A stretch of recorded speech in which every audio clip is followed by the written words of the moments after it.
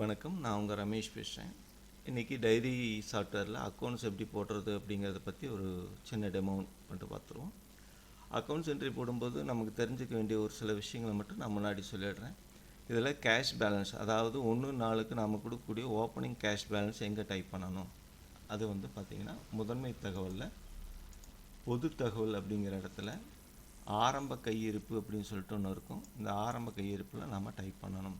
Suppose ஆரம்ப கையிருப்பு நமக்கு 100 ரூபா 25 பைசானா 25 பைசா என்ன கொடுக்குறோமோ அதை கொடுத்துட்டு சேவ் பண்ணிட்டோம்னா ஆட்டோமேட்டிக்காக நமக்கு ஆரம்ப கையிருப்பு 100 ரூபா 25 பைசா அப்படிங்கிறது செட் ஆகிடும்.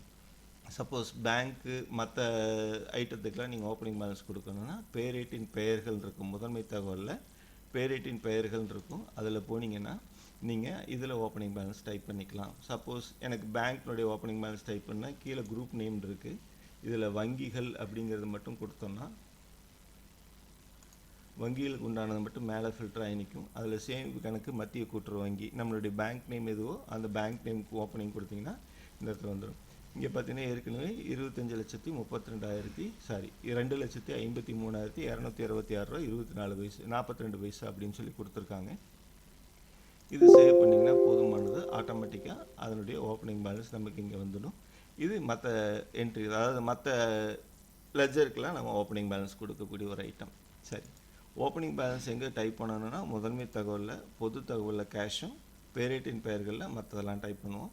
ஸ்டாக்னுடைய ஓப்பனிங் பேலன்ஸ் டைப் பண்ணுறது இங்கே. அக்கௌண்ட்ஸுக்கு ஸ்டாக்குக்கும் இப்போதைக்கு நமக்கு அது ஒன்றும் இல்லை. ஸ்டாக் அப்படிங்கிறது குவான்டிட்டி பேஸ்டு வரக்கூடிய ஒரு விஷயம். அக்கௌண்ட்ஸ் அப்படிங்கிறது அமௌண்ட் பேஸ் பண்ணி வரக்கூடிய ஒரு விஷயம். அதனால் அது ரெண்டும் வேறு வேறு. ஒவ்வொன்றுக்கும் ஓப்பனிங் பேலன்ஸ் கொடுக்கறதுக்கு நம்ம இங்கே கொடுத்துருக்கோம். அதை பேஸ் பண்ணி பண்ணிக்கலாம். இதில் இன்னும் முக்கியமான ஒரு விஷயம் என்னென்னா, நம்ம யூனியன்லேருந்து பர்ச்சேஸ் பண்ணுவோம் இல்லையா. பர்ச்சேஸ் பண்ணுறது இதெல்லாம் பண்ணுவோம். கேட்டில் ஃபீட் பண்ணுவோம், அதேமாதிரி மினரல் மிக்சர் பண்ணுவோம், அதே மாதிரி ஆர்டிஃபிஷியல் இன்செமினேஷனுக்கு எதாவது இருந்தால் பண்ணுவோம், அதுமாதிரி மில்க் ப்ராடக்ட்ஸ்க்கு பண்ணுவோம். இது எல்லாத்தையும் ஒரு குரூப் நேமாக நம்ம இங்கே கொடுத்துருக்கோம். இந்த குரூப்புக்குள்ளே வந்தால் எந்த அக்கௌண்ட்ஸ்க்கு போகணும் அப்படிங்கிறது இங்கேயே நம்ம செட்டிலிங்க் கொடுத்துருக்கோம். இப்போ சப்போஸ் மில்க் ப்ராடக்ட்ஸ், அதாவது பால் பொருட்கள் வாங்குறதா இருந்தால் அதுக்குண்டான கமிஷன் பேஸ்டு இங்கே எப்படி இருக்குன்னு பார்ப்போம். கமிஷன் பேஸை பொறுத்தளவுக்கு 60% அந்த ஒரு எம்ப்ளாயிக்கு, 40% நமக்கு வந்து சொசைட்டிக்கு சங்க பங்காக கொடுத்துருப்போம். கொடுபட வேண்டிய இனங்கள் அப்படின்னு சொல்லக்கூடியது என்ன அப்படின்னா, நாம் பர்ச்சேஸ் பண்ணும்போது எந்த ஹெட்டிங்கில் கொண்டு போய் பர்ச்சேஸ் பண்ணணும் அப்படின்னு சொல்லி கொடுத்துருப்போம். இதில் ஒன்றிய பால் பொருட்கள் கணக்கு அப்படிங்கிறதுல நம்ம கொண்டு போய் சேவ் பண்ண சொல்கிறோம். அதேமாரி கொள்முதல் பண்ணும்போது நம்ம நார்மலாக பர்ச்சேஸ் என்ட்ரின்னு ஒன்று ஆப்போசிட் என்ட்ரி வைப்போம் இல்லையா, அந்த அட்ஜஸ்ட்மெண்ட் என்ட்ரிக்கு பால் பொருட்கள் கொள்முதல் கணக்கு அப்படிங்கிறதுல வைக்கிறோம். விற்பனை கணக்கு எப்போ நாம் கேஷுக்கு சேல்ஸ் பண்ணுறோமோ அப்போ பால் பொருட்கள் விற்பனைங்கிற அக்கௌண்ட்டுக்கு கொண்டு போய் சொல்லிடுறோம். அதேமாதிரி கடன் விற்பனையாக இருந்தால் உறுப்பினர் பால் பொருட்கள் கடன் விற்பனை அப்படிங்கிற ஹெட்டிங் கொண்டு போயிடுறோம். இதை சேவ் பண்ணிக்கலாம். ஓகேவா. இப்படி நம்ம சேவ் பண்ணியிருக்கக்கூடிய ஐட்டம் ஆட்டோமேட்டிக்காக பர்ச்சேஸ் என்ட்ரி பண்ணும்போது நமக்கு என்ன ஆகும்னா அதுவே ஆட்டோமேட்டிக்காக அக்கௌண்ட்ஸ் என்ட்ரிக்கு போகிறதுக்காக எழுதியிருக்கோம். அதுக்குண்டான மெயின் செட்டிங்ஸ் இது தான். இதில் பண்ணிட்டீங்கன்னா ஆட்டோமேட்டிக்காக நமக்கு வந்து என்னாகும், ப்ராடக்ட் குரூப்பில் இந்த குரூப் ஆஃப் ப்ராடக்ட்ஸ் நீங்கள் சேல் பண்ணும்போது அந்த அக்கௌண்ட்ஸுக்கு கொண்டு போயிடும். சரி, இதில் என்னென்ன ஐட்டம்லாம் இருக்குது அப்படின்னு நீங்கள் செலெக்ஷன் பண்ணியிருக்கீங்களோ அதை பூராமே இந்த முதன்மை தகவலில் ஒன்றிய அனாமத்து இனங்கள் அப்படின்னு சொல்லிட்டு இருக்கோம், அதில் டைப் பண்ணிக்கலாம். இதில் நீங்கள் எந்த ஒரு ஐட்டம் டைப் பண்ணும்போது மேலே குரூப் நேம் நம்ம முதல்ல க்ரியேட் பண்ணியிருக்கக்கூடிய இடத்துல கேட்டில் ஃபீல்டில் கேட்டில் ஃபீட் 50 kgs எனக்கு வர்றது வந்து 1080 ரூபா, நான் விற்கிறது வந்து 1055 ரூபா. இன்றைக்கி நம்ம விற்கிறது வந்து 1250 ரூபா, 1300 ரூபா நான் வந்து சேல்ஸ் பண்ணுறேன். அதேமாதிரி மெம்பரில் டிடக்ஷன் லிஸ்ட்டு படிக்கும்போது எனக்கு கேட்டில் ஃபீட் அப்படின்னு சொல்லக்கூடிய டிடக்ஷன் லிஸ்ட்டில் நான் என்ன டைப் பண்ணுறேனோ அதை இங்கே பிடிச்சிக்கோ அப்படிங்கிற மாதிரி கணக்கில் எழுதுவோம். அந்த கேட்டில் ஃபீடை பொறுத்தளவுக்கு நமக்கு இந்த இடத்துல மார்ஜின் பார்த்திங்கன்னா பணியாளர்களுக்கு 30 ரூபா, அதாவது 1250 ரூபாய்க்கு வாங்கி 1300 ரூபாய்க்கு விற்கும் பொழுது நமக்கு 50 ரூபா லாபம் இருக்குது. அந்த 50 ரூபாயில் 30 ரூபா நம்ம எங்கே கொடுக்குறோம், பணியாளர்கள் கொடுத்துட்றோம். மீதி 20 ரூபா அப்படிங்கிறத நம்ம சங்கத்தினுடைய பங்குக்காக நம்ம சேவ் பண்ணிக்கிறோம். இது அங்கே நம்ம பேஸில் என்ன சேவ் பண்ணியிருக்கோமோ அது. இதை நீங்கள் இங்கே ஏதாவது ஆல்ட்ரேஷன் பண்ணணும், அதாவது நாளைக்கு வந்து எனக்கு 25 ரூபான்னு மாற்றுறாங்கன்னா நீங்கள் இங்கே டைப் பண்ணிங்கன்னா போதுமானது. இதை பேஸ் பண்ணி கால்குலேஷனை அதுவே எடுத்துக்கும். இதை நீங்கள் சேவ் பண்ணிங்கன்னா போதுமானது. இந்த மாதிரி விஷயங்கள் என்னென்ன ஐட்டம் இருக்குதோ அது எல்லாமே மில்க் ப்ராடக்ட்ஸில் ஒரே மில்க் ப்ராடக்ட்ஸ் வாங்குகிறோம், நான் அப்படியே மெம்பருக்கு கொடுக்குறேன், இல்லைன்னா பணியாளர்களை நம்ம ஏதாவது கொடுக்குறோம் அப்படின்னா அது அப்படியே ஒரே என்ட்ரியாக போடுறதா இருந்தாலும் இதில் போட்டுக்கலாம். இல்லை எனக்கு நெய்க்கு தனியாக ஸ்டாக் வேணும், அதே மாதிரி பால்கோவாக்கு தனியாக ஸ்டாக் வேணும்னா நீங்கள் ஒவ்வொரு ஐட்டமாக இங்கே க்ரியேட் பண்ணிக்கலாம். இதுக்காக இந்த இடத்துல கொடுத்துருக்கோம். இந்த 2 செட்டிங்ஸும் நீங்கள் முடிச்சிட்டிங்கன்னா இதை பேஸ் பண்ணி நான் 2வது போர்ஷன் இப்போ இதுலேயே நான் வந்து 2வது போர்ஷன் சொல்லும்போது அது உங்களுக்கு புரியும். சரி, ஓகே. இப்போ என்ட்ரி எப்படி போடுறது அப்படிங்கிறத பார்ப்போம்.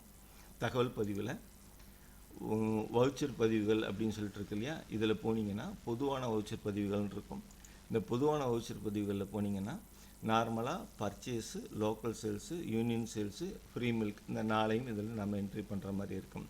இதில் ஏற்கனவே நம்ம டைப் பண்ணியிருக்க பர்ச்சேஸ்லேருந்து நம்ம ஆட்டோமேட்டிக்காக எடுத்துக்கணும் அப்படிங்கிறதுக்காக நம்ம என்ன பண்ணுறோம், 1/4/2024 கொடுத்து என்ட்ரி அடிச்சிங்கனாவே நம்ம ஏற்கனவே போட்டுக்கிற பர்ச்சேஸ் என்ட்ரிலேருந்து அதுவே அப்ஸ்ட்ராக்ட் எடுத்துக்கும்.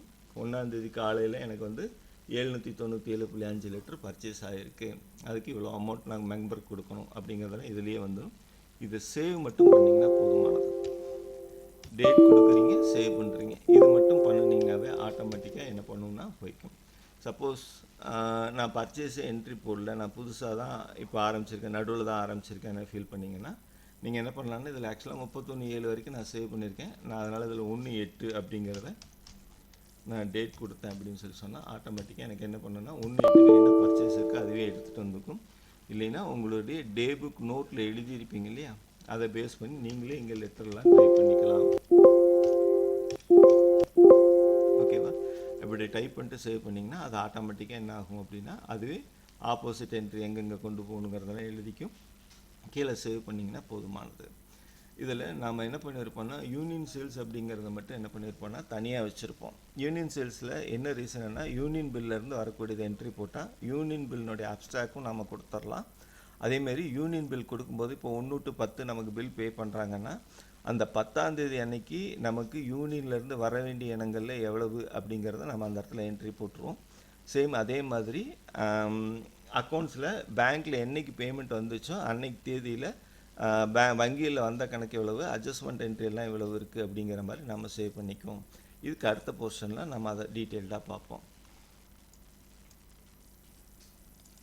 இப்போ உங்களுக்கு காமன் என்ட்ரி எப்படி அடிக்கிறது அப்படிங்கிறது தெரிஞ்சிருச்சு. ஓகே, இது போக நமக்கு வேறு என்ன இருக்குன்னா இதுலேயே 80% ஒர்க் நமக்கு முடிஞ்சது. அக்கௌண்ட்ஸை பொறுத்தளவுக்கு ஒரு டேட் கொடுக்குறீங்க, சேவ் பண்ணுறீங்க. ஆல்ரெடி நீங்கள் பர்ச்சேஸ் டைப் பண்ணி இருந்தால், லோக்கல் சேல்ஸ் டைப் பண்ணி இருந்தால், அதே மாதிரி யூனியன் சேல்ஸ் டைப் பண்ணியிருந்தால், அதே மாதிரி ஃப்ரீ மில்க் டைப் பண்ணியிருந்தால், இந்த 4ஐயும் டைப் பண்ணிங்கன்னா உங்களுக்கு டைரி ரிப்போர்ட் ரெடி ஆகிடும். அந்த டைரி ரிப்போர்ட்டுக்கு தேவையான விஷயங்களை நீங்கள் ஏற்கனவே நீங்கள் ரெகுலராக பண்ணிகிட்டு இருந்தீங்கன்னா, அதாவது purchase, local sales, union sales, free milk இந்த 4ஐயும் டெய்லி நீங்கள் என்ட்ரி போட்டிருந்தால் அக்கௌண்ட்ஸ் போடுறது இவ்வளோ தான், ஈஸியாக இருக்கும். இது போக மீதி இருக்கிறது என்ன, வாரத்துக்கு ஒரு தடவை பட்டுவாடா கொடுப்போம். அதே மாதிரி மாதத்துக்கு ஒரு தடவை ஏதாவது ஒரு செலவு பண்ணுவோம் இல்லையா, வாடகை கொடுக்கறது, கரண்ட் பில் கட்டுறது, சம்பளம் கொடுக்கறது, அந்த மாதிரி விஷயம். அதெல்லாம் எதில் என்ட்ரி போடணும் அப்படின்னு சொல்லி சொன்னால் இதே வவுச்சர் பதிவில் 2வதாக இருக்குது பாருங்கள், இதர வவுச்சர் பதிவுகள் இருக்குது. இதில் போனீங்கன்னா நீங்கள் அந்த என்ட்ரி போட்டுக்கலாம். இப்போது சப்போஸ் நான் வந்து 30 நாளில் என்னென்ன என்ட்ரிலாம் போட்டிருக்கணும் அது நார்மலாக இந்த பக்கம் வந்திருக்கும். இதில் பார்த்தீங்கன்னா கீழே கடைசியில் இருக்கும், நம்ம ஏதாவது பணியாளர் சம்பளம் கொடுத்துருக்கோம் அந்த மாதிரி ஏதாவது இருந்ததுன்னா செலவு பக்கம்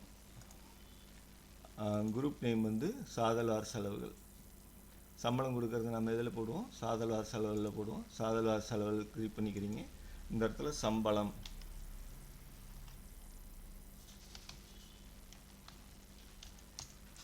சம்பளம் அப்படிங்கிறது கொடுத்துருவோம். இது வந்து ஏப்ரல் மாதம் 2024 சம்பளம். கேஷாக கொடுத்துருந்தா ரொக்கம் தொகைன்னு சொல்லக்கூடிய இடத்துல நான் வந்து 10,000 ரூபா அப்படின்னு டைப் பண்ணுறேன். இது சப்போஸ் நான் வந்து பேங்க்கில் பே பண்ணியிருந்தாலோ அல்லது வேறு அட்ஜஸ்ட்மெண்ட் என்ட்ரி ஏதாவது பண்ணியிருந்தாலோ நமக்கு என்ன வரணும், அட்ஜஸ்ட்மெண்ட் என்ட்ரியில் என்ட்ரி போடுவோம். சப்போஸ் நான் கேஷாக வந்து 2,000 ரூபா கொடுத்துருக்கேன், 6,000 ரூபா பேங்க்கில் ட்ரான்சாக்ஷன் பண்ணியிருக்கேன் அப்படின்னு சொல்லி சொன்னால் நீங்கள் இது இங்கே பிரித்து கொடுக்கலாம். கேஷில் 2,000 ரூபா, பேங்க்கில் 8,000 ரூபா அப்படின்னு சொல்லி கூட பிரித்து கொடுத்துக்கலாம். ஓகேவா? எப்போ நாம் சரிகட்டலில் ஒரு என்ட்ரி செலவு பக்கமோ வரவு பக்கமோ வைக்கிறோமோ அதுக்கு ஈக்குவலண்ட்டான ஒரு என்ட்ரி வரவு பக்கமும் வைக்கணும். இது மட்டும் கான்சன்ட்ரேஷன் பண்ணிக்கோங்க. இது பண்ணினீங்கன்னா அக்கௌண்ட்ஸ் உங்களுக்கு ரொம்ப ஈஸியாக இருக்கும். ஓகேவா? இது சேவ் பண்ணிங்கன்னா ஆட்டோமேட்டிக்காக நமக்கு அந்த அக்கௌண்ட்ஸ் என்ட்ரி அதுவே எழுதிக்கும். ஓகேவா? இது ரொம்ப ஈஸியாக தான் இருக்கும். குறிப்பு அப்படிங்கிறது கம்பல்சரி கிடையாது. நீங்கள் ஏதாவது வேணால் டைப் பண்ணிக்கலாம். தமிழில் டைப் பண்ணுறவங்களுக்கு சிரமமாக இருந்தால் மேலே நீங்கள் செலெக்ஷன் பண்ணுறதோட போதும், நிறுத்திக்கலாம். சப்போஸ் பேங்க் என்ட்ரி ஏதாவது போடுறதா இருந்தால் செக் நம்பருக்கு வெறும் நம்பரை மட்டும் டைப் பண்ணிங்கன்னா அக்செப்ட் பண்ணிக்கும். இது ரொம்ப ஈஸியாக இருக்கும். இப்போ நம்மளதை பொறுத்தளவுக்கு பொதுவான வவுச்சர் பதிவுகள் பார்த்துட்டோம். அதே மாதிரி இதர வவுச்சர் பதிவுகளில் நமக்கு என்ன செலவு வேணுமோ அதை என்ட்ரி போடுறது என்னன்னு பார்த்துட்டோம். ஓகே, இந்த ரெண்டும் என்ட்ரி போட்டாவே நமக்கு ஆட்டோமேட்டிக்காக தினசரி பேரிடு வந்துருமான்னு கேட்டால் வந்துடும். அறிக்கைகளில் தினசரி பேரிடுன்னு கொடுத்துட்டிங்கன்னா இதில் ஃப்ரம் டேட் டு டேட் இருக்குது. எனக்கு 1/4 2024 வரைக்கும், அதாவது 1/4/2024 7/4/2024 வரைக்கும். இது நார்மலாக மினிமம் ஒவ்வொன்றுக்கும் ஒவ்வொரு வாரம் கொடுத்துருக்கோம். நீங்கள் டேட் ஒரு வருஷத்துக்கு கொடுத்தீங்கனாலும் ஒரு வருஷத்துக்கு அதுவே எடுத்துக்கும். ஓகேவா? இப்படி எடுக்கும்போது ஆஸ் பர் டேட்டா உங்களுக்கு எப்படி இருக்கணுமோ அப்படி ஆட்டோமேட்டிக்காக அதுவே வந்துடும். உங்களுக்கு டே புக்கில் எப்படி இருக்குதோ அதே மாதிரி இங்கே ரிசல்ட் வந்துடும். நான் ஓப்பனிங் பேலன்ஸ் 100 ரூபா 25 பைசா கொடுத்துருந்தேன்னா அதை ஆட்டோமேட்டிக்காக இங்கே எடுத்துருச்சு. அன்றைக்கி தேதியில் வரவு எவ்வளோ இருக்குது, அன்றைக்கி தேதியில் செலவு எவ்வளோ இருக்குது அப்படிங்கிறது வந்துடும். அதை பேஸ் பண்ணி என்ன பண்ணும், க்ளோசிங் பேலன்ஸ் அதுவே எழுதிக்கும். ஓகேவா? இதுதான் நீங்கள் இருக்கு. இதில் இருக்கக்கூடிய ரிப்போர்ட்டை நீங்கள் பிரிண்ட் அவுட் எடுத்து வச்சு நீங்கள் உங்கள் சூப்பர்வைசர்கிட்ட கையெழுத்து வாங்கிக்கலாம். சூப்பர்வைசர் அல்லது எஸ்ஓ ஸ்பெஷல் ஆஃபீஸர், வரவு செலவு அதிகாரி, யாருக்கு கொடுக்கணுமோ அதை நீங்கள் கொடுத்துக்கலாம். இது ரொம்ப ஈஸியான ஒரு விஷயம். சரி, உங்களுக்கு நான் இன்னொரு விஷயம் இதில் என்ன ஈஸியாக சொல்லிக்கொள்ள விரும்புகிறேன்.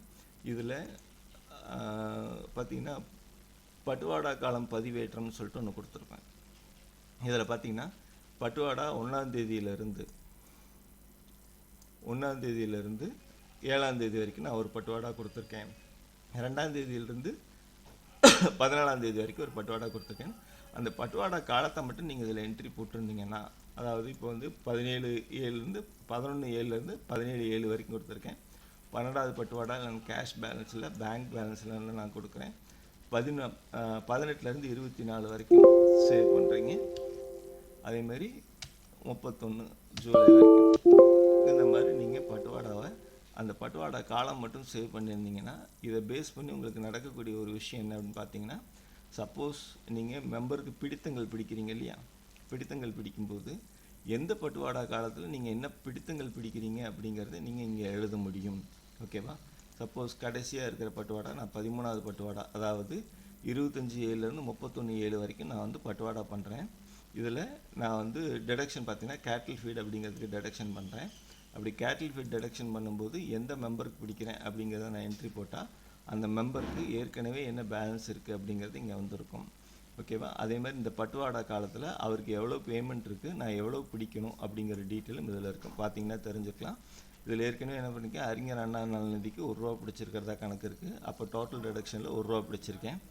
368 ரூபா 50 பைசா அவருடைய பேமெண்ட்டு. அந்த 1 ரூபா போக மீதி இப்போ அவர் கையில் இருக்கிறது எவ்வளவு, 367 ரூபா 50 பைசா. நீங்கள் இந்த இடத்துல 368 ரூபாய்ன்னு டைப் பண்ணாலும் இது ஆட்டோமேட்டிக்காக கீழே சொல்லிவிடும்.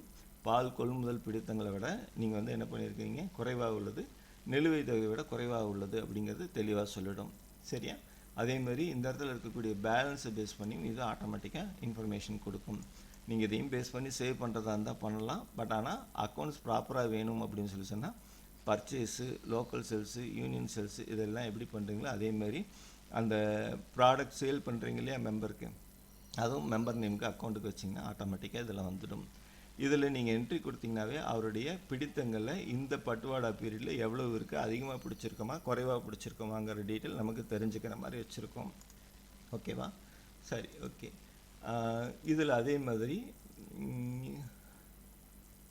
உறுப்பினர் பால் பணம் பட்டுவாடான்னு இருக்கும். இது எங்கே இருக்குதுன்னு பார்த்தீங்கன்னா தகவல் பதிவில், வவுச்சர் பதிவில் உறுப்பினர் பால் பணம் பட்டுவாடா அப்படின்னு சொல்லிட்டு இருக்கும். இந்த உறுப்பினர் பால் பணம் பட்டுவாடாவில் நீங்களே சப்போஸ் ஒரு என்ட்ரி போடுறதா இருந்தால் எந்த பட்டுவாடா பீரியடுக்கு, அந்த பட்டுவாடா பீரியட் என்ட்ரி போட்டிருந்தால் மட்டும்தான் இது பண்ண முடியும். நான் அதில் 13வது பட்டுவாடாவுக்கு என்ட்ரி போடுறேன் அப்படின்னா அந்த 13வது பட்டுவாடாவுடைய டேட் பார்த்தீங்கன்னா 25/7 31/7 வரைக்கும் எனக்கு பேங்க் பேமெண்ட்டில் கொடுத்துருக்கேன். டோட்டலாக அந்த வாரத்தில் நான் மெம்பருக்கு கொடுக்க வேண்டியது எவ்வளவுன்னா 3,80,823 20 இங்கே காமிக்கும். நான் இது என்னைக்கு தேதியில் பேங்க்கில் போடுறேன்னா அன்றைக்கி தேதியை நீங்கள் இங்கே டைப் பண்ணிக்கலாம். சப்போஸ் 31னா நான் 1/8 பே பண்ணுறதா வச்சுக்கோங்க. 1/8 அப்படின்னு சொல்லிட்டு என்ட்ரி அடிச்சிங்கனாவே இதுவே அந்த பட்டுவாடாவில் இருக்கக்கூடிய அக்கௌண்ட்ஸ் என்ட்ரி அதுவே எடுத்துகிட்டு வந்துக்கும். இதில் பார்த்தீங்கன்னா இந்த 3,81,341 ரூபா, அதாவது இன்க்ளூடிங் கமிஷனோட சேர்த்து இதில் இருக்கும். அதேமாதிரி அறிஞர் அண்ணா நலநிதி இதுலேயே வந்துடும். அறிஞர் அண்ணா நலநிதி பிடிக்கும்போது எப்படி வரும் அப்படின்னு பார்த்தீங்கன்னா அறிஞர் அண்ணா நலநிதி மெம்பர்கிட்டருந்து பிடிக்கக்கூடிய ₹1, சங்கத்திலேருந்து நாம் செலவு பண்ணக்கூடிய 50 பைசா, இது ரெண்டுமே சேர்ந்து இங்கே இதில் வந்துடும். அதனுடைய டீட்டெயில் இருக்கும். இதில் இருக்கக்கூடிய டிஃப்ரென்ஸ் பார்த்திங்கன்னா நமக்கு வங்கிகள் கணக்கில் மீதி நம்ம போடணும். வங்கிகள் அப்படிங்கிறது டிஃபால்ட்டாக எல்லாத்துக்கும் ஒரே பேங்க்காக இருந்ததுன்னா நானே இங்கே எழுதியிருப்பேன். ஒரு சிலர் கனரா பேங்க், ஒரு சிலர் ஐஓபி பேங்க், ஒரு சிலர் மத்திய கூட்டுறவு வங்கின்னு இருக்கிறதுனால அவங்களுடைய பேங்க் நேம் என்னவோ அதை நீங்கள் டைப் பண்ணிங்கன்னா அதனுடைய பேலன்ஸ் அமௌண்ட் டிஃபால்ட்டாகவே இங்கே இருக்கும். இதை ஆட் கொடுத்தீங்கன்னாவே கீழே 2 டோட்டலும் டேலி ஆகிடும். 2 டோட்டலும் டேலி ஆனதுக்கப்புறம் நீங்கள் சேவ் அப்படின்னு கொடுத்தீங்கன்னா 1/8 நீங்கள் மெம்பருக்கு பேமெண்ட் பண்ணதா சொல்லி இந்த அக்கௌண்ட்ஸ் என்ட்ரி அதுவே போட்டுக்கும். சரியா? இதில் ஏதாவது ஒரு சேஞ்சஸ் நீங்கள் பண்ணணும் அப்படின்னு சொல்லி சொன்னால் இந்த இடத்துல ஈன்னு சொல்லிட்டு இருக்கு இல்லையா, இதை டிக் மார்க் கொடுத்துட்டிங்கன்னா நீங்கள் இதை எடிட் பண்ணிக்கலாம். அமௌண்ட்டை எடிட் பண்ணிக்கிறதுக்கு பர்மிஷன் கொடுத்துருப்போம். ஓகேவா? இல்லைன்னா இதை எடிட் பண்ண முடியாது. இதை சேவ் கொடுத்துட்டிங்கன்னா ஆட்டோமேட்டிக்காக சேவ் ஆகிடும். இது சேவ் ஆகும்போது என்ன பண்ணும், 1/8 எனக்கு இந்த பேமெண்ட் கொடுத்ததா சொல்லி கணக்கு அதுவே எழுதிக்கும். ஓகேவா? இதுதான் இதில் இருக்கக்கூடிய ஒரு பியூட்டி. இதில் பார்த்திங்கன்னா நான் இந்த இடத்துல பட்டுவாடா எழுதியிருக்கேன். அதே மாதிரி அறிக்கையில் தினசரி பேரேட்டில் போனீங்கன்னா 1/8க்கு உண்டான அக்கௌண்ட்ஸ் நீங்கள் பார்த்தீங்கன்னா, அதாவது 1/8க்கு உண்டான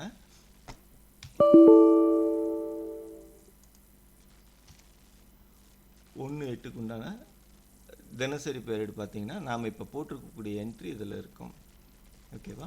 இதில் பார்த்தீங்கன்னா அன்றைக்கி தேதிக்கு உண்டான பர்ச்சேஸ் இருக்குது. அன்றைக்கி தேதியில் பார்த்தீங்கன்னா வர வேண்டிய இனங்கள் என்னென்ன இருக்குது, அட்ஜஸ்ட்மெண்ட் என்னென்ன பண்ணியிருக்கோம் அப்படிங்கிறது டீட்டெயில் இருக்கும்.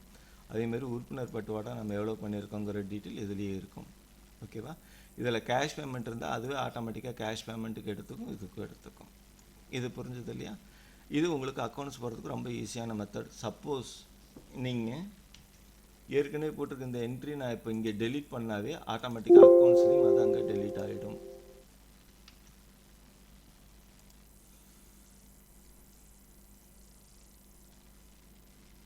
இதில் பார்த்தீங்கன்னா நான் அக்கௌண்ட்ஸ் என்ட்ரி போட்டிருக்கக்கூடிய அந்த உறுப்பினர் பட்டுவாட்டை இங்கே டெலீட் ஆகிடும். அப்போது டெலீட் பண்ணுறதுக்கு இத்தனை என்ட்ரி டெலீட் பண்ணுறதுக்கும் அது அங்கே யூஸ்ஃபுல்லாக இருக்கும் உங்களுக்கு. இது புரிஞ்சது இல்லையா? இதில் ஏதாவது டவுட் இருந்தால் நீங்கள் மறுபடியும் எனக்கு பர்சனலாக ஃபோன் பண்ணுங்கள், நான் உங்களுக்கு அதை எக்ஸ்பிளைன் பண்ணுறேன். ஓகே. இதில் இன்னொரு விஷயம் நம்ம பார்க்க வேண்டியது என்னென்னா, சரி நான் இப்போது யூனியன் சேல்ஸ்லேருந்து நான் ஒரு பர்ச்சேஸ் எடுத்துருக்கேன். அதாவது யூனியன்லேருந்து வரக்கூடிய கேட்டில் ஃபீடுக்கு நான் ஒரு என்ட்ரி போனேன். இதுலேயே வவுச்சர் பதிவில் கொள்முதல் பதிவுகள், அனாமத்து கொள்முதல் பதிவுகள் இருக்கும். இதை கிளிக் பண்ணிங்கனாவே நான் வந்து என்னென்னலாம் பர்ச்சேஸ் பண்ணியிருக்கேன் அப்படிங்கிறது இங்கே காமிச்சிருக்கேன். இதில் பார்த்தீங்கன்னா கேட்டில் ஃபீடில் வந்து ஆர்டிஃபிஷியல் இன்செமினேஷன் வந்து நான் வந்து பர்ச்சேஸ் பண்ணியிருக்கிறதா ஒன்று காமிச்சிருக்கேன். ஒரு நிமிஷம் கேட்டில் ஃபீட் எடுத்துக்குவோம். இதில் பார்த்தீங்கன்னா பில் நம்பர் பர்ச்சேஸ் பண்ணும்போது நமக்கு என்ன நம்பர் கொடுத்துருக்காங்களோ அது, என்ன தேதியில் பர்ச்சேஸ் பண்ணியிருக்கேன், அதோட வெஹிக்கிள் நம்பர் என்ன, ஆவின்லேருந்து பர்ச்சேஸ் பண்ணியிருக்கேன். சப்போஸ் வேறு யார்கிட்டையாவது பர்ச்சேஸ் பண்ணுற மாதிரி இருந்ததுன்னா அவங்க நேம் சப்ளையர் நேமில் ஆட் பண்ணிவிட்டு நீங்கள் என்ன பண்ணலாம், இந்த இடத்துல நீங்களே டைப் பண்ணிவிட்டு அவங்களோட ஜிஎஸ்டி நம்பர் டைப் பண்ணிவிட்டு நீங்கள் என்ன பண்ணுறீங்க அப்படிங்கிறத பார்த்துக்கலாம். இதில் இந்த கேட்டில் ஃபீட் அப்படிங்கிறத நான் என்ன பண்ணியிருக்கேன், 60 மூட்டை வாங்கியிருக்கிறதா கணக்கு வச்சுருக்கேன். 60 மூட்டை 1250 ரூபாய்க்கு வந்திருக்கு. 60 மூட்டை 1250 ரூபாய்க்கும் போது நமக்கு 75,000 ரூபாய் அப்படிங்கிறது இருக்குது. இது சேவ் பண்ணிங்கனாவே ஆட்டோமேட்டிக்காக என்ன பண்ண இதுவே அக்கௌண்ட்ஸ் என்ட்ரி போட்டுக்கும். என்னைக்கு தேதி போட்டிருக்கோம், 12/4. ஞாபகம் வச்சுக்கோங்க, 12/4 இது சேவ் பண்ணியிருக்கோம். 12/4 அறிக்கையில் போயிட்டு தினசரி பேரேட்டில் 12/4/2024 12/4/2024 அந்த 12/4/2024 உண்டான அக்கௌண்ட்ஸில் போய் பார்த்தீங்கன்னா வியாபார கணக்கில் செலவு பக்கம் என்ன இருக்குது, தீவன கொள்முதல் 60 மூட்டை ரூபாய் 1250 ரூபாய் வீதம் 75,000 ரூபாய்க்கு பர்ச்சேஸ் பண்ணியிருக்கேங்கிறது வந்துடும். இது கிரெடிட் பர்ச்சேஸ் அப்படிங்கிறதுனால நமக்கு நார்மலாக என்ன ஆகும், கொடுபட வேண்டிய இனங்களில் ஒன்றிய தீவன கணக்கு கொள்முதல் 75,000 அப்படிங்கிறது ரெண்டும் அட்ஜஸ்ட்மெண்ட் என்ட்ரியில் விழுந்திருக்கும்.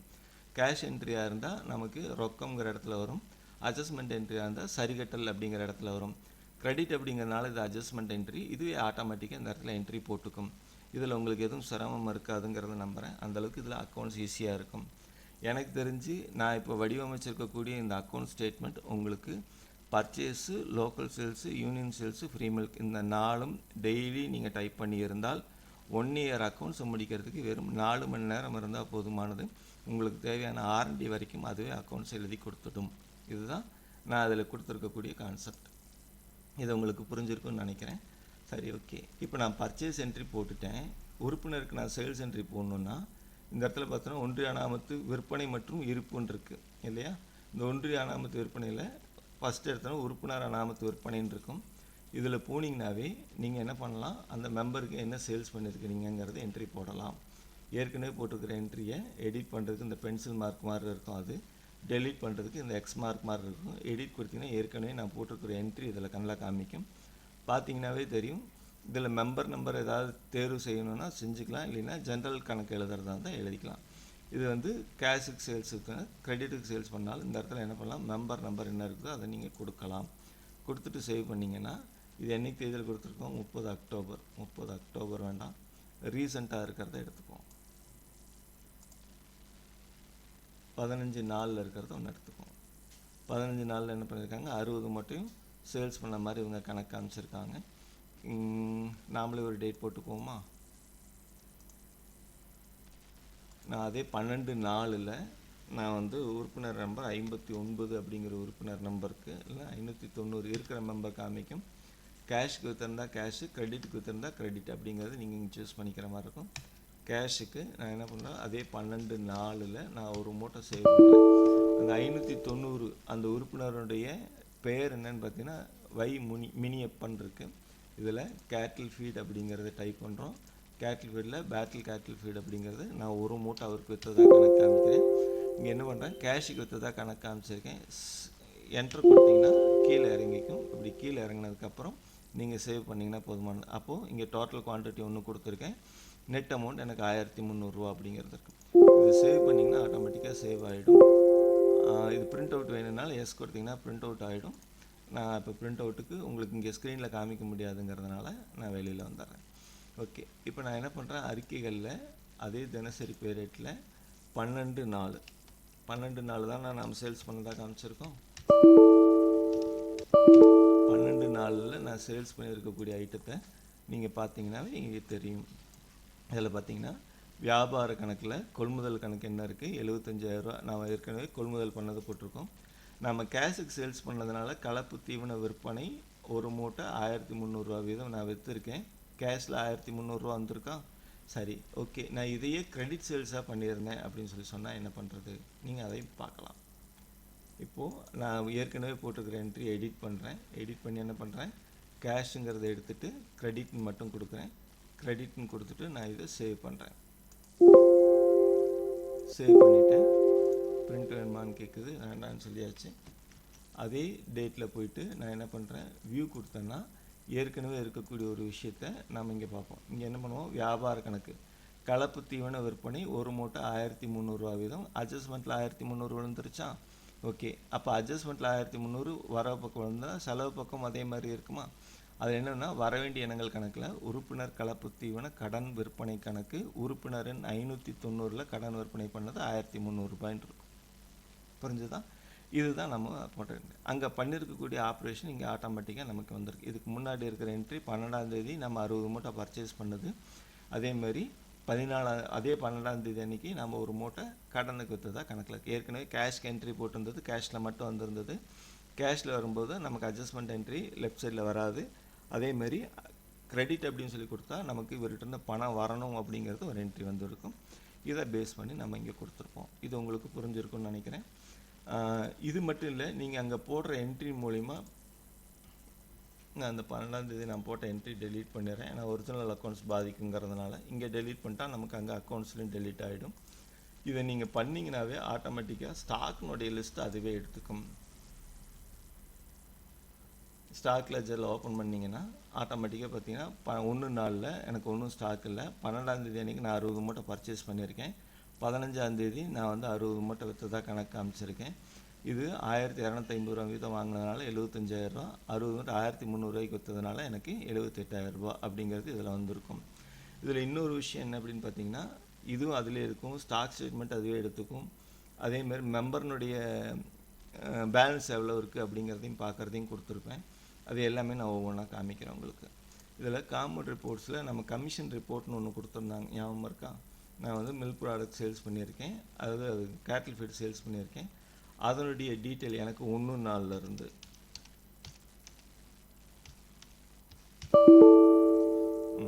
கரண்ட் டேட் வரைக்கும், அதாவது இன்றைக்கி தேதி வந்து 6ஆம் தேதி டிசம்பர் வரைக்கும் நான் மில்க் ப்ராடக்ட்ஸில் எனக்கு கேட்டில் ஃபீடு மட்டும் வேணும், நான் அதை மட்டும் கொடுத்துட்டா ஆட்டோமேட்டிக்காக எனக்கு என்ன வந்துடும், அந்த கேட்டில் ஃபீடு என்னென்னலாம் விற்றுருக்கேன், எவ்வளோ வந்திருக்குது எனக்கு, அது மூலிமா எவ்வளோ நான் கமிஷன் கொடுக்கணும் அப்படிங்கிறதும் இதில் டீட்டெயில் இருக்கும். ஓகேவா? இந்த மேலே காமன் ரிப்போர்ட்ஸ்ன்னு இருக்கு இல்லையா, இந்த காமன் ரிப்போர்ட்ஸ் கிளிக் பண்ணிங்கன்னா கமிஷனர் ஆஃபீஸில் கேட்டிருக்கக்கூடிய 17 ரிப்போர்ட்டும் இதில் இருக்கும். இதில் இதுவும் ஒரு ரிப்போர்ட். அந்த ரிப்போர்ட்டுக்கு உண்டான டீட்டெயிலும் நமக்கு இங்கேயே எடுத்துக்கிற மாதிரி ப்ரொவிஷன் கொடுத்துருக்கோம். ஓகேவா? இதில் ஏதாவது டவுட் இருக்கா உங்களுக்கு? Okay, ton. ஏதாவது டவுட் இருந்தால் எனக்கு பர்சனலாக கால் பண்ணுங்கள், நான் சொல்லித்தரேன். Okay, done. இப்போது நான் வவுச்சர் என்ட்ரி எல்லாம் பண்ணிட்டேன். அதே மாதிரி பர்ச்சேஸ் என்ட்ரி போட்டாச்சு, லோக்கல் சேல்ஸ் என்ட்ரி எல்லாம் நான் என்ட்ரி போட்டாச்சு. அதுமாதிரி கேட்டில் ஃபீட் வாங்கினது என்ட்ரி போட்டது சொல்லிட்டேன், சம்பளம் அதெல்லாம் என்ட்ரி போடுறது சொல்லி கொடுத்துட்டேன், உறுப்பினருக்கு பட்டுவாடா பண்ணுறது எப்படின்னு என்ட்ரி போடுறதும் சொல்லி கொடுத்துட்டேன். அறிக்கைகளில் நான் இப்போ இது வரைக்கும் தினசரி பேரேடு பார்த்தோம். அதேமாதிரி பொது பேரேடுன்னு இருக்கு. இந்த பொது பேரேடு அப்படிங்கிறது வந்து பார்த்திங்கன்னா நம்ம லெட்ஜர் என்ட்ரி போடுறது. இது ஆடிட்டரில் எப்படி கேட்குறாங்களோ அதேமாதிரி ஒவ்வொன்றும் ஹெட்டிங் வைஸ் பிரித்து கொடுத்துருக்கேன். இதில் நீங்கள் எதை கிளிக் பண்ணுறீங்களோ அதுக்குண்டான டீட்டெயில் 1/4-31 வரைக்கும் நமக்கு அதுக்குண்டான லெட்ஜர் என்ட்ரி அதுவே போஸ்ட் பண்ணிக்கிற மாதிரி கொடுத்துருப்போம். இது வந்து லெட்ஜர் என்ட்ரினுடைய ரிப்போர்ட். நம்ம ஏற்கனவே போட்டு வச்சுருக்கக்கூடிய அப்ஸ்ட்ராக்ட் படி அதுவே எடுத்துக்கிட்டு வர மாதிரி கொடுத்துருப்போம்.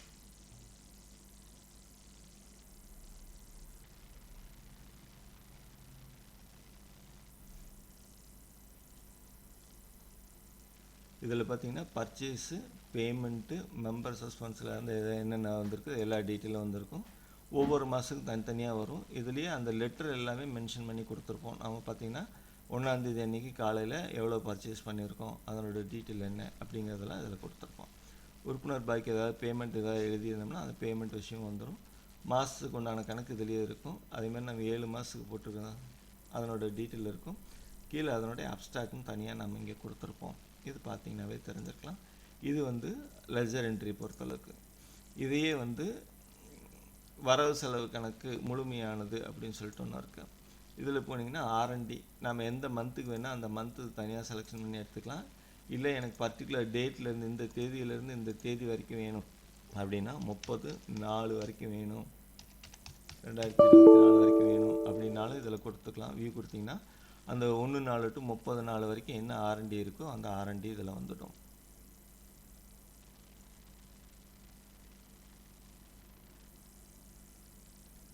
இது கிட்டத்தட்ட ஒரு 15 வருஷம் என்ட்ரி இருக்குது. அதனால் அது நமக்கு கொஞ்சம் ஸ்லோவாகிற மாதிரி தெரியுது. பட் உங்களுக்கெல்லாம் போட்டிங்கன்னா, புதுசாக போடுறவங்களுக்கு அல்லது மற்றவங்களுக்கெல்லாம் போட்டிங்கன்னா கொஞ்சம் ஈஸியாக இருக்கும், சீக்கிரம் வந்துடும். இதில் பார்த்தீங்கன்னா என்ன ஆர்டரில் வேணுமோ அந்த ஆர்டர், அதாவது ஆடிட் ரிப்போர்ட்டுக்கு என்ன ஆர்டர் வேணுமோ அதே ஆர்டரில் வந்துடும். R&D உங்களுக்கு கீழே கடைசியாக டேலி ஆகணும். 21/39/620/05 டேலி ஆகும். ஓகேவா? அட்ஜஸ்ட்மெண்ட் என்ட்ரிக்கு இதுக்கும் ஆட்டோமேட்டிக்காக டேலி ஆகும். சப்போஸ் எனக்கு டேட் வேண்டாம், மந்த் வேணும் அப்படின்னா மந்த் வைஸ் வேணால் மந்த் R&D நீங்கள் கொடுத்துக்கலாம். இயர்லி R&D வேணால் இயர்லி R&Dன்னு கொடுத்துட்டிங்கன்னா இதேமாரி 1/4 to 31 வரைக்கும் ஃபுல்லாகவே இதில் வந்துடும். இதில் நீங்கள் மந்த்து செலெக்ஷன் பண்ணால் அந்த மந்த்துக்கு உண்டான டேட் மேலே ஆட்டோமேட்டிக்காக செட் ஆகி அதுக்குண்டான ரிப்போர்ட்ஸ் மட்டும் உங்களுக்கு ஃபில்டர் ஆகிற மாதிரி வச்சுருப்போம். மந்த்லி ரிப்போர்ட்டை பொறுத்தளவுக்கு என்ன பண்ணோன்னா ப்ரீவியஸ் மந்த்தினுடைய பேலன்ஸ், கரண்ட் மந்த்தினுடைய டீட்டெயில்ஸ் அந்த மாதிரி நமக்கு இதில் ரிப்போர்ட் காமிக்கும்.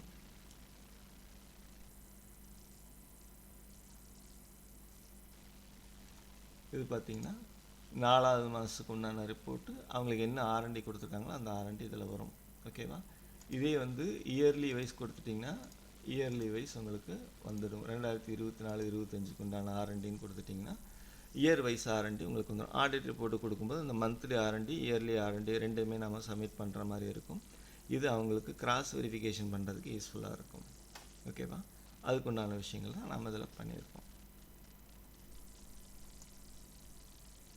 அக்கௌண்ட்ஸை பொறுத்தளவுக்கு என்ட்ரி போட்டிங்கனாவே அதுவே ரிப்போர்ட்ஸ் எல்லாமே ஜென்ரேட் பண்ணிக்கும். அப்படிங்கிறதுனால நீங்கள் மெயினாக கான்சன்ட்ரேட் பண்ணக்கூடிய விஷயங்களை மட்டும் நான் அதில் சொல்லியிருக்கேன்.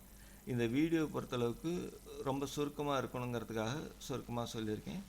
உங்களுக்கு இந்த வீடியோ 2 தடவை 3 தடவை பார்க்கும்போது அதில் இருக்கக்கூடிய கான்செப்ட் உங்களுக்கு ஈஸியாக புரியும். அதை நீங்கள் தெரிஞ்சுக்கலாம். உங்களுக்கு ஏதாவது டவுட் இதுக்கு மேலே வேணும் அப்படின்னு சொன்னால் நீங்கள் கூப்பிட்டு சொல்லுங்கள், நான் உங்களுக்கு சொல்லித்தரேன். ஓகேவா? இதுதான் R&D போடக்கூடிய விஷயம். இந்த அளவுக்கு அக்கௌண்ட்ஸ் ரொம்ப ஈஸியாக இருக்கும்னு நினைக்கிறேன். இனிமேல் உங்களுக்கு புதுசாக அக்கௌண்ட்ஸ் போடுறவங்களுக்கும் இது ரொம்ப ஹெல்ப்ஃபுல்லாக இருக்கும்னு நான் நம்புகிறேன். இந்த விஷயம் உங்களுக்கு ரொம்ப பிடிச்சிருந்ததுன்னா இதை நான் யூடியூப் சேனலில் அப்லோட் பண்ணியிருக்கேன். அங்கே பெல் பட்டனையும் அதேமாதிரி நோட்டிஃபிகேஷனில் நீங்கள் எனக்கு அதை அப்ரூவ் மட்டும் கொடுத்துருந்தீங்கன்னா ஆட்டோமேட்டிக்காக நான் இனிமேல் போடக்கூடிய புது வீடியோ பூரா உங்களுக்கு ஈஸியாக வருங்கிறத நான் நம்புகிறேன். ஓகேவா? Best of luck. நல்லா பண்ணுங்கள். அக்கௌண்ட்ஸை நீங்கள் ஈஸியாக பண்ணுறதுக்கு உண்டான வழிமுறைகள் சொல்லி கொடுத்துருக்கேன். அதை ஃபாலோ பண்ணுங்கள். ஹாய், பாய்.